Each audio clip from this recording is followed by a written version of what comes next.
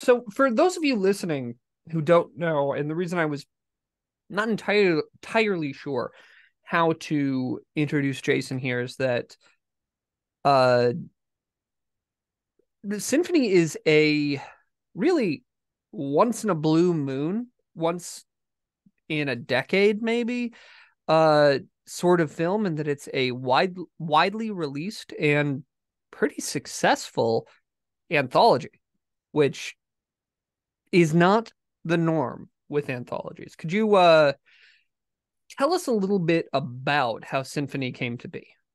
Yeah. Back when the when COVID hit, and everybody was locked up in their houses, at the time, I was actually being repped by Mutiny on Mm-hmm. ZTV, and I was working very closely with Colleen Butler, and she told me, she was like, Ben said that you need to get on this app called Clubhouse, and she was the one that actually invited me onto it. I'm pretty sure you invited her onto it.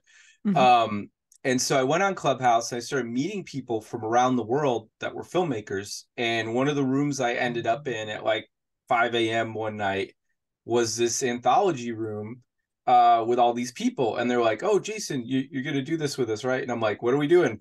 And it was everybody was talking about how much they loved horror films, like like John Carpenter and Carrie and like Halloween, all the classics. And then Sebastian Bazille, who was in the room, he was like, "All right, well, let's make a horror anthology." And we were all like, "Yeah, okay, we'll do that, sure." And he's like, "Send me scripts." So we, 2 days later, I sent a script in. Everybody else sent scripts in. I think the fastest one was my buddy Hank Pena. I think he got one into him within like 4 hours or something. And that was the thing that convinced Sebastian that it was serious, that it was real, because he read it and he dug it.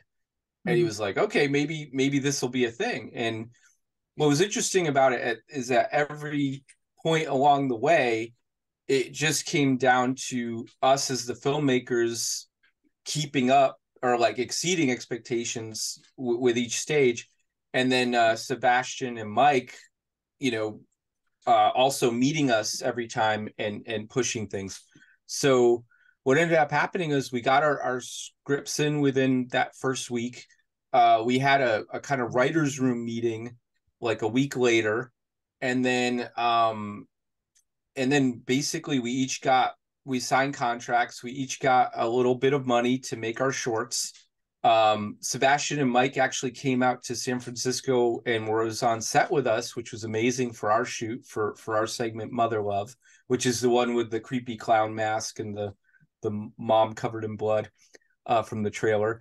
Um, and yeah, and then what's crazy is like seven months later from our initial room, we had a finished feature film. And the amazing thing about it was, Michael Gavin, who is one of our executive producers, he's a longtime editor, and he worked a lot with NBC on different shows and all this Mm-hmm. other stuff, or like different channels. I'm not sure if NBC was the only one or even the correct one.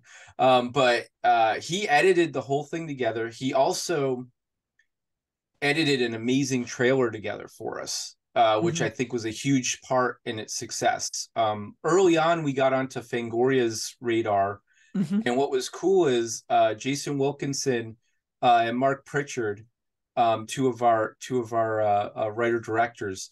They shot right away. They were raring to go. Like as soon as they had the money, I think they shot within like 2 to 4 weeks of Mm-hmm. like just like that initial time, and so they already had stills from their shorts at the time that Fangoria ran the first article on us. And I had illustrated the first poster for Symphony, which was the cello with the skull. It was like a Mm-hmm. skeleton cello thing with flames. So we had some pretty cool visuals in that first article. And then the next article that came out from Fangoria had our trailer on it, Mm-hmm. which, everybody was like, "Oh my God, this might actually be good." And then after that, I did the more final poster, which everybody knows now that's seen it, that's used for the thumbnails and everything. Um, and then I did a series of posters that was also featured in Fangoria, one for each of the shorts, because there's, I think I did 10 posters total for it, which was pretty cool. And I think the whole thing came down to, like, we were working with such amazing people. All of them were so committed to the project, and we just wanted to make it special. And I think, you know, if you don't take the extra time to make it special and put it out there and make it like look like something that people will want to watch, then it can get left behind or not noticed, you know. Totally. Yeah. No, I mean, it's amazing how much of an impact the trailer and the key art Yeah. tend to have on any sort of release, but particularly on something like an anthology. I get asked about anthologies all the time. I have several DVDs of random short film anthologies that are still sitting on my desk, and I haven't yet watched, and frankly might not Yeah. at this point. But one of the biggest differentiators that I've seen from Symphony is the quality of your assets, because Yeah. it changes the feel of it dramatically. And yeah, so how did you end how if you're were you involved in the distribution of this at all? I wasn't involved. Basically, Mike and Seb made a deal with MPI, and then Mm-hmm. Dark Sky, Mm-hmm. their horror arm, handled the distribution on it. As far as I understand it, I did get to work with the PR team. You know, I generated a lot of assets and stuff working with them and their Mm-hmm. people, and that was very cool. And you know, we brought it to a couple festivals. We were at the Brooklyn Horror Film Festival, and then we were also at the Nightmares. I believe it was the Nightmares Film Festival. Mm-hmm. Yeah, Nightmares Film Festival and the Brooklyn Horror Film Festival. Yeah, which was an amazing experience. It was like Mm-hmm. there were a lot of like really cool films there. We were also there with I think VHS 99 was there around the same time, and then Mm-hmm. um uh yeah, Moorhead and Benson's Something in the Dirt, I think, was there at the same time. It was just kind of like this, like that was part of it, is that, you know, on Clubhouse we were kind of tapped into the horror community too, Mm-hmm. like that was part of, I think, what made it as big as it was as well, just the awareness.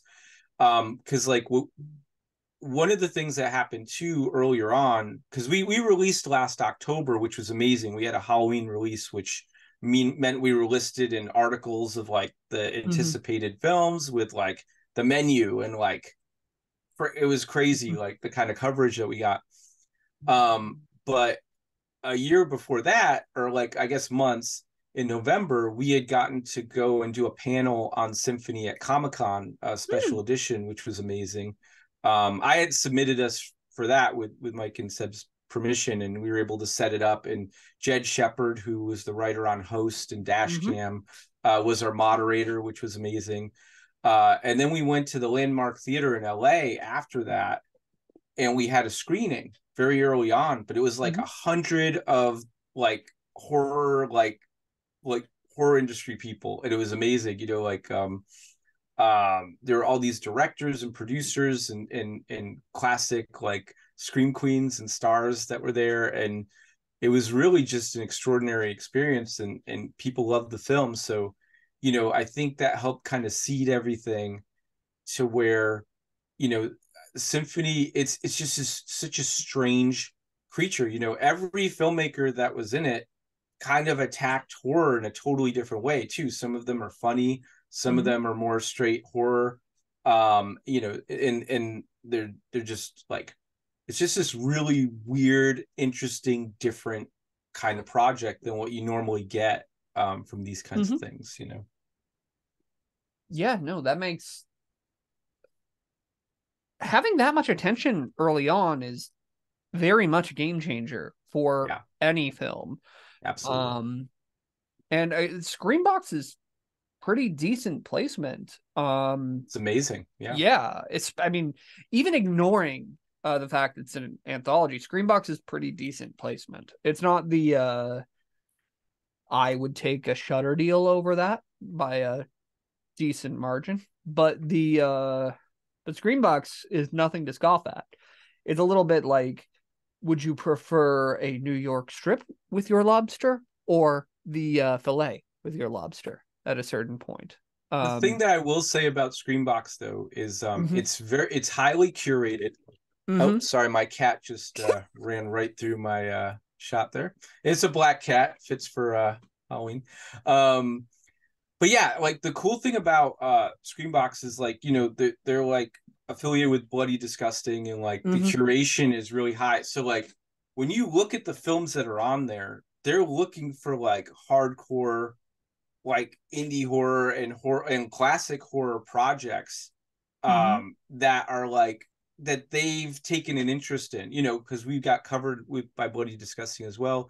Actually, a clip from my short was released specifically during the press, which was really cool, by them and Brad Miska. And yeah, you know, we've just once again, it's about these relationships. It's about like you know, people being aware of the stuff and liking it and being part of the horror community, you know, with that kind of thing. Because with a lot of distribution, like, you know, we did the whole tiered VOD thing as well, because we had a limited theatrical release, which was crazy, and it was international as well. Like we actually had a pretty big opening in Pakistan of all places, which was crazy. Like we got released at the same time as like, was it Deliver Us from Evil or so, the one with the nun that gets possessed or whatever, is fighting demons. Yeah. And then like I think it was Black Adam as well. They all came out at the same time, and we're like you know, hang on, my cat is trying to get back through. But like, you know, if you look on my Instagram, you'll see like the ad they did where they cut Symphony and like Deliver Us from Evil or whatever it was called, like together, and it's just presented as like, these are the films that are coming out this weekend. It was pretty cool, you know.